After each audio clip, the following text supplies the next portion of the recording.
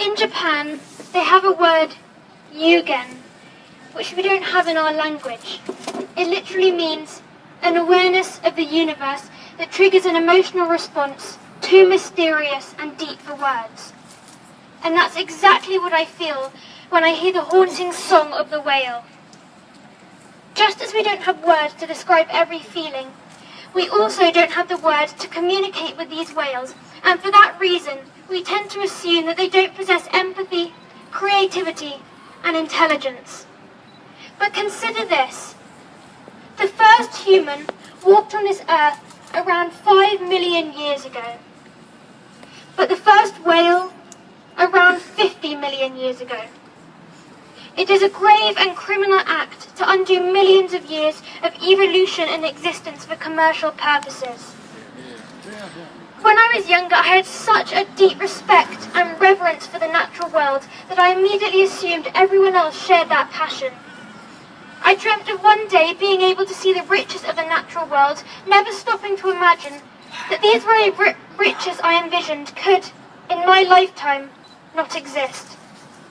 I never thought that one day my children, and your grandchildren too, would be facing a world where wildlife, where whales, don't exist. Now think about the shame that each of us will feel if this is how we leave this extraordinary gift that we received. In every culture and every country as children, we are taught to respect, not ruin. And we are taught to show compassion, not corruption. So why is it then that these rules don't apply to adults? It seems to me that if money is involved, every human value will be overlooked.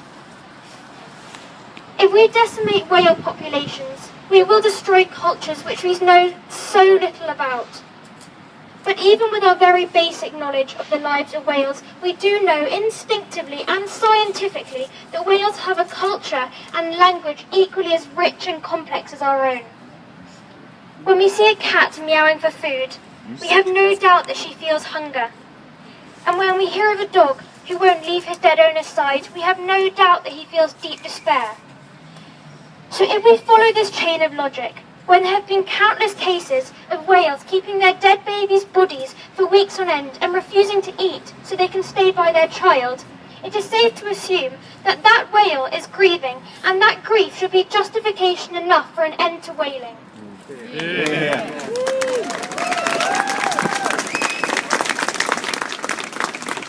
Whales also have a part of the brain, the limbic system, which is much more complex than ours.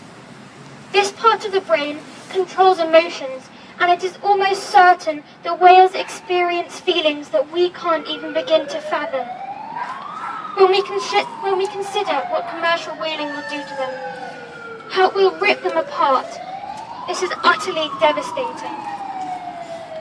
In July last year, a blue whale was killed by an Icelandic whaling company, destined as meat for export to Japan. Blue whales are the largest creatures to have ever lived on this planet. They are far bigger than even the biggest dinosaur. What is it that drives us as a species to plunder and exploit such a magnificent creature? Perhaps we feel threatened by their presence. Perhaps we just want to retain a sense of our own superiority. Because it is so overwhelming to think that right now, a creature exists on this earth that has a heart physically large enough to contain a human and a tongue that weighs more than an elephant. It is astounding, and it seems to diminish us in comparison. But surely that's what makes whales so spectacular.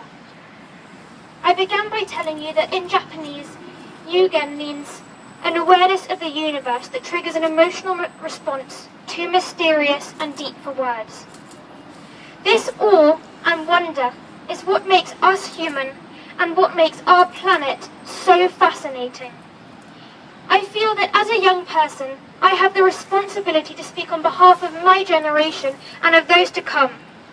So I ask the nations of Japan, Norway and Iceland, how will you justify to your children and grandchildren why you were entitled to experience some of the most magnificent creatures on this planet and yet chose to destroy them?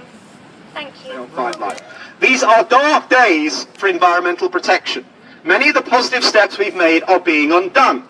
The legacy of many of the world's formative conservationists is being disregarded and destroyed. In an age when we know better, we are doing worse. It's an embarrassing start to the 21st century, both here in the UK and across the world. We're still culling badgers, shooting golden eagles and hunting foxes. In Europe, ancient forests are being felled and wolves are being persecuted. In the United States, wilderness areas are being exploited and hunting deregulated. In Australia, the Barrier Reef is being cut up so coal can be shipped to China. And now, to the utter disgust of the rest of the world, Japan intends to resume commercial killing of whales. It's unbelievable, but it's not unstoppable. Wouldn't you agree? Yes! But I do think to reverse this outrageous decision, we need swift and decisive political action. That's action from politicians, top-level politicians, prime ministers, presidents, kings and queens. And we don't need statements of disgust. We need sanctions that will hurt. If shame won't turn the Japanese, then economic pain might. We, the world, the compassionate, educated, ethically, environmentally aware world, need to immediately act to stop this vile contravention of decency. One planet, one dominant species, with one chance to pull it back from the brink. This outdated, unnecessary, inhumane, and ecologically unsustainable barbarity must be stopped. Thank you very much, Chris Packer. And many of them are taken into slavery in marine parks as well. So wouldn't we all agree that there's dolphins as well as whales today, yes? Exactly. Now then, why are we here? Why should we need to be here? Because if you'd have gone back in time to 1981 in Trafalgar Square, you would have seen thousands of people with Joanna Lumley, Spike Milligan and others coming together at the start of that big global Save the Whale movement, which led to the International Whaling Commission introducing its moratorium on commercial whaling in 1986, which brought about the reserve for whales in the Southern Arctic in 1994, which brought about a massive, massive global effort to protect these beautiful, intelligent animals. That should have been the end of the debate, wouldn't you agree? Yes! There is no place for whaling on environmental grounds, on scientific grounds, on so-called cultural grounds. It's horrible, it's cruel, and it has no place in modern society. Wouldn't you agree? Yes! The trouble is, ladies and gentlemen, we are back to where we started.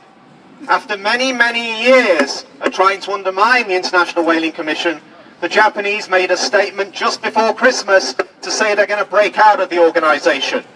They're going to go back to whaling in their economic zone, which is over 200 kilometres out from their coastline, including all their islands. It's a geographical size of India. And those vessels are already being prepared, including vessels in Taji, that are going to go from capturing and slaughtering dolphins to go to sea to kill whales. Do any of you think that's right? No! And that's why this is going to be, I hope, the start of a new Save the Whale movement, not just in London, but in capital cities around the world, because we have to start this fight all over again. Wouldn't you agree? Yes! And that's why we have to come back onto the streets. That's why we have to have our voices heard. Now, we don't have moral authority in Europe or Scandinavia to say we're the only ones that can speak out on this issue, because I'm afraid Iceland and Norway are also whaling and seeking to continue to whale. Do you agree with that? No! And we know that hundreds of pilot whales are killed in the Faroe Islands in the most disgusting, barbaric way for so-called cultural reasons. Do you agree with that? No! So, yes, today we're focusing on Japan, but what we can't say is that everything in our own backyard is right as well. We have to work to stop whaling and the persecution, exploitation of marine mammals around the world. Wouldn't you agree? Yes! And today this is about the Japanese government, ladies and gentlemen, not about the Japanese people. We have a very good relationship with Japan. It's one of the leading economic nations in the world. Medical, technological innovation and advancements that help us all. But what we're saying to the people of Japan is it's a shame on your government. It's a government that is tarnishing your reputation around the world. We want you to rise up as well. We want you to speak out as well and say we do not want to eat whale meat. We do not want to see Japan's reputation tarnished around the world ahead of the Olympic Games to kill whales. Wouldn't you agree? Yes. And that is the message that we are taking in a polite, dignified way to the Japanese embassy today. And that's why I hope this will start, as I said earlier, a protest movement where we will see similar demonstrations bringing all people together. June the 5th, 1972, in Stockholm on a lovely summer night. Summer nights in June are always lovely in Stockholm, I can tell you. We marched through the streets of the old town behind an enormous inflatable whale. And what was it we chanted? We chanted, "Save the whale! Save the whale! Save the whale!" Okay. And the King of Scotland, King of Stockholm was there. The King of Sweden is what I wanted to say. And we thought, we won. Well, we hadn't won, even though the Stockholm Conference, which was the first World Conference on the Environment, called for an immediate moratorium on whaling. It took 14 years before we got that with the International Whaling Commission moratorium. 14 years, 1986. Well, in that time, I want to tell you, the collapse of the whale populations continued. If you look at the figures, 3 million whales were killed in the last century. That is something. I have actually been down in 1984. I travelled with a British Antarctic Survey around 6 of the Antarctic bases. And I tell you, one day I stopped at a base in what was called the South Orkneys. And we went ashore, and there was the relics of a whaling station. And I remember I wrote a book called Antarctica, the Last Great Wilderness, and I noted the figures, and it said, at this station between 1910 and 1930, 88,000 blue whales were killed and processed. I mean, can you imagine? Can you imagine? Then there were figures for the sei whales and the fin whales. Well, this must not be allowed to start again.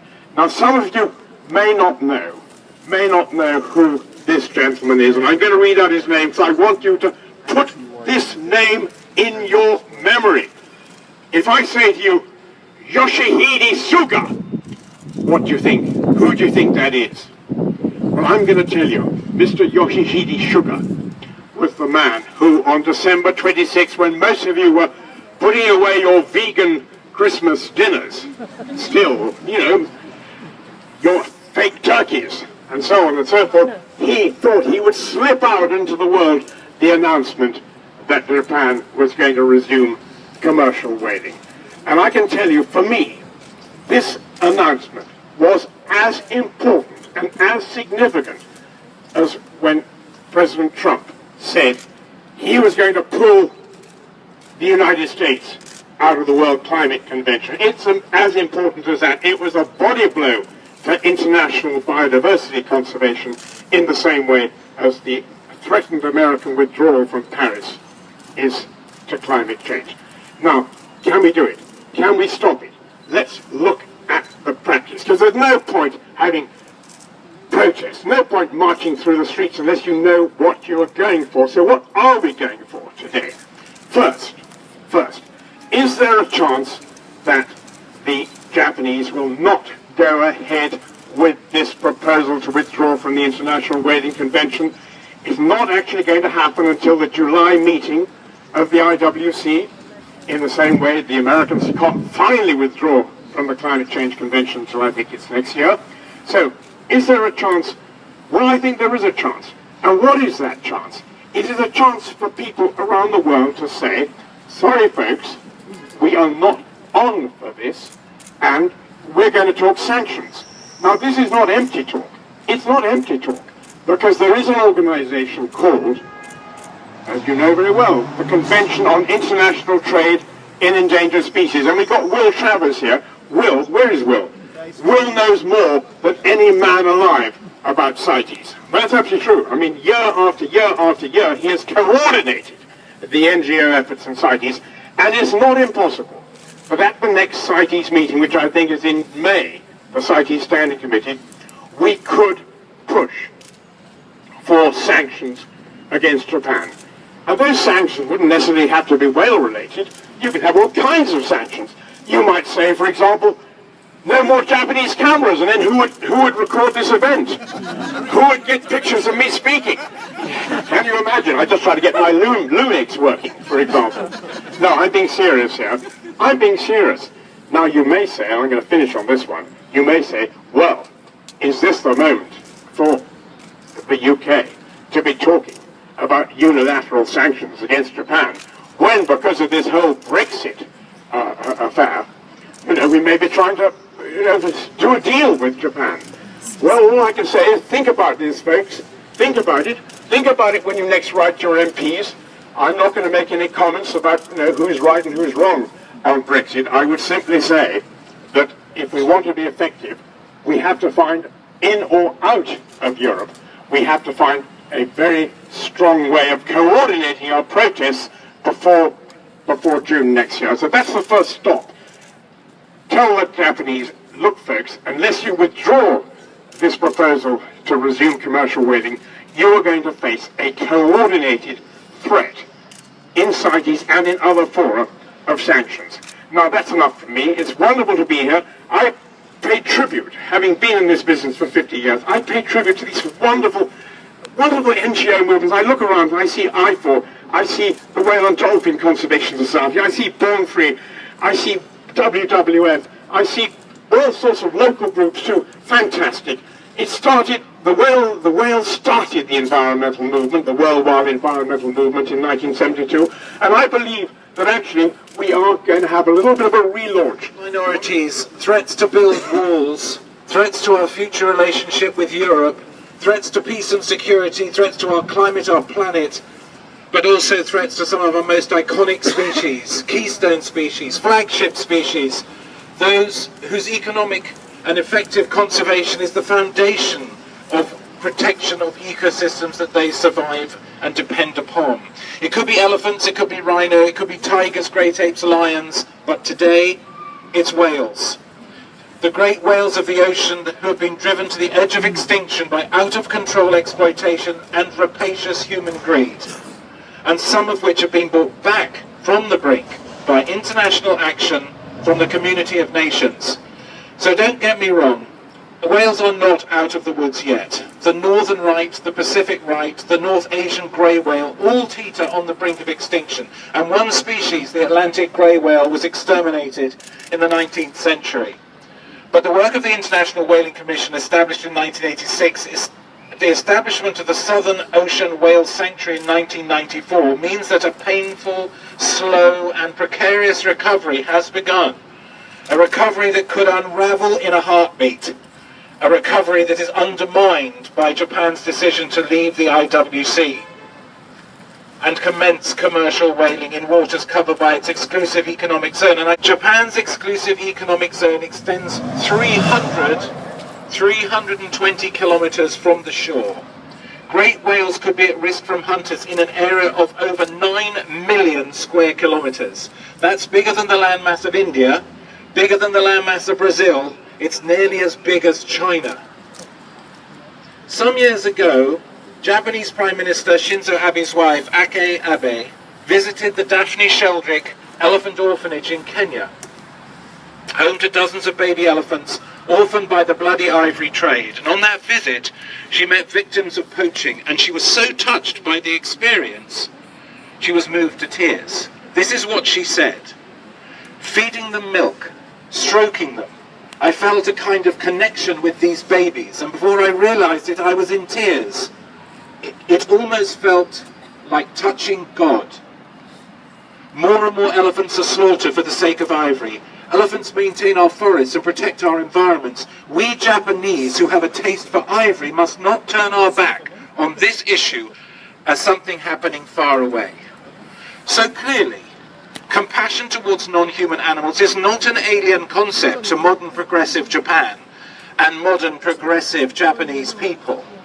And yet, as a result of their decision to resume commercial whaling, they risk turning the clock back and characterizing their nation as one that is out of step with the rest of the world, one that does not share our common values of respect for our fellow creatures. Many people regard whales as the elephants of the ocean. So why is it not possible to extend the human hand of friendship and compassion to these extraordinary creatures instead of pandering to the vocal minority who see whales as a commodity? There is a Japanese saying that goes something like this, and apologies for my pronunciation. Kachu fugetsu. It means literally flower, bird, wind, moon. And what it really expresses is the following. Experience the beauties of nature, and in doing so, learn about yourself.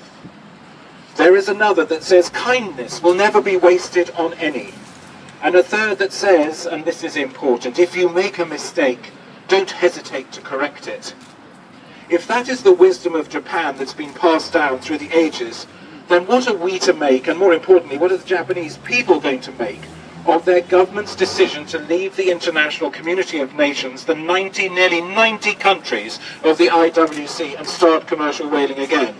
That decision has rightly been widely criticised by leading public figures, by millions of citizens worldwide, by organisations like Born Free and those represented here today, and many, many more. However, and as Stanley pointed out, importantly, the damage has not yet been done. Whaling is not due to commence until the middle of the year. There is still an opportunity for Japan to pause, reflect, reconsider, and rescind its terrible decision. If Japan is courageous enough to respond positively to worldwide concerns about renewed whaling, it has a chance of not being a rogue nation, not being a pirate whaling nation, but instead a whale conservation champion. No more scientific whaling, no more commercial whaling in Japan's exclusive economic zone. These would be big wins for whales and whale conservation. And instead of standing here on a cold day condemning an entire nation, we could instead be standing here applauding a new dawn for Japanese conservation and international relations. In fact, I will go as far as to say that if Japan does reverse this decision, ends scientific whaling, ends the brutal Taiji dolphin drives, then I ask you all, will you join me here in this exact place in 1 year's time to wave the Japanese flag, open our hearts and show our appreciation to a country that is prepared to chart a new course in its relationship with whales, Kijura, and dolphins, Iruka, species that matter so much to so many people around the world. If Japan does the right thing, will you join me then in applauding a nation that's made the right choice? I certainly hope to see you in 12 months' time. Kinpaku. King of Wales. The top one, it's tradition. The truth is there can be no good reason to resume commercial whaling. Don't you agree? Yes! We human beings are the custodians of this planet. We have a duty of care and responsibility. Violently harpooning some of the world's most beautiful creatures is just wrong. Don't you agree? Yes! In fact, it's cruel beyond belief. We've all seen the pictures of the sea turn red with blood, while whale dives slowly in agony, butchered with a sharp metal instrument dashed through its body. How can that be right? We are told withdrawing from the IWC would allow Japanese fishermen to pass on to the next generation the great tradition of whaling. I say we don't want this barbaric tradition passed on to the next generation. Don't you agree? Yes! Some traditions belong in the dustbin of history. Today, all of us here send a powerful message to the Prime Minister of Japan. We do not think it's acceptable to kill these majestic and endangered animals, all in the name of tradition. How about, instead, we start a new tradition here today? A tradition where we protect these animals. A tradition where we respect these animals. A tradition where we recognise just how lucky we are to live alongside these animals. Let's start a new tradition. Let's put an end to whaling. Thank you. Yes! Are you ready to be heard? Yes! Good. The voices we raise today will carry much further than just the streets of London. Already the example we are setting by this march will encourage others around the world. I have heard that similar marches are now being planned in New York City, in Sydney and in Amsterdam. the noises we make today will be heard in Japan. I have no doubt that every caring, thoughtful person, whether they're here today or not, is on our side. But more than that, I believe that human evolution is on our side. I believe that the 21st century will be the century of the green movement, and I say that as a conservative. Ladies and gentlemen, many of us thought that commercial whaling had all but been consigned to history. Japan must not be allowed to set the clock back. Japan must be made to think again. Because if Japan gets away with it, there are many other countries that will follow, including China. So we must confront Japan at every forum. As some of the speakers before me have said, I'm now almost feeling ashamed that I drive a Japanese car. How many of you drive Japanese cars?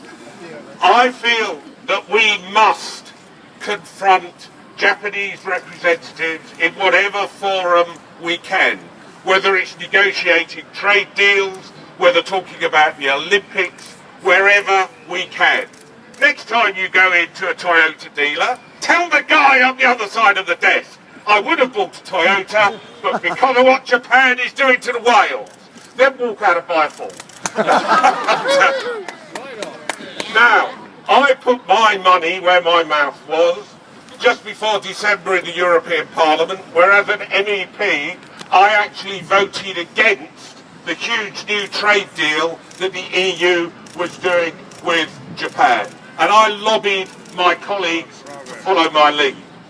Unfortunately, I didn't win the day on that occasion, but I do urge politicians of all colours to confront Japan whenever they have the opportunity to do. Let us make it clear that in the 21st century, there really is no place for such cruel and barbaric practices. Now, we're all here today, I guess, because we are compassionate people. We fight for the whales, both because of the magnificent, inspiring creatures they are, but also, I guess, because of what they represent. Whales are iconic. They are the symbol of the struggle between human greed and our fellow man who cares nothing or very little for the environment, and people like us who wish to preserve and protect the diversity of life on our planet and hand it over enriched and improved for future generations. Ladies and gentlemen, I believe that if we save the whale, we might just save mankind as well. It would be ironic, wouldn't it, if in saving the whales saved us.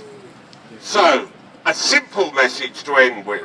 Let's tell Japan, let's tell the Japanese government, and I have my own slogan that I hope you'll like, if you'll forgive me. Whales are not theirs to kill. Whales are not theirs to kill. Will you say with me? Whales are not theirs to kill. And I love this one. Shame Japan. Stop whaling. Shame Japan! Shame Japan. Stop whaling. Recently announced it would resume commercial whaling in July. The start-up of commercial whaling in its coastal waters is outrageous. Yes. When there is a long-established and necessary global effort to preserve whale species and help them thrive. Conservationists consider all species of large whales to be living under unstable conditions. They're facing new environmental challenges. Whales are threatened not just by hunters, but also by climate change, pollution, and toxic runoff and ships that may strike them. The Japanese government should reconsider its decision and stop whaling. Yeah. There is no justification to continue a practice that is cruel, causes immense suffering, as the whales often don't die instantly. It's time for the Japanese government to join the overwhelming majority of the world and end the totally unnecessary practice of whaling. All we ask is lay down the harpoons, lay down the knives, and let our astonishing gentle giants exist in peaceful freedom in the deep depths of our oceans. End the needless slaughter forever of the last great mammals of the sea. This is our plea. Thank you. For too long, mankind's greed, ignorance and stupidity, we've exploited and destroyed the wildlife on this planet. And we now have to say enough is enough, will you agree? Yes! And we have to, as an international community of nations and the people of this planet, we have to protect the beautiful, intelligent animals that we share this precious place with. Will you agree? Yes! They're not for us to exploit. They're not for us to kill. They're there for us to treasure. They're there for us to treat as equal partners in sharing this beautiful ecosystem. Will you agree? Yes! And this is a message to Japan, but to every other nation in the world. You must lead opinion. You must show that you can work hand in hand with us to make this world a more caring and compassionate place. If we destroy the whales, we destroy everything that the fabric of this planet is built around. Would you agree? Yes! No more blood, no more killing, no more exploitation, no more slaughter. Would you agree? Yes! Today we've got images of this march that will be going all around the world on social media, and they will then engender and empower other people to have similar protests in other cities and towns. So you have sparked a new revolution in the global environment movement.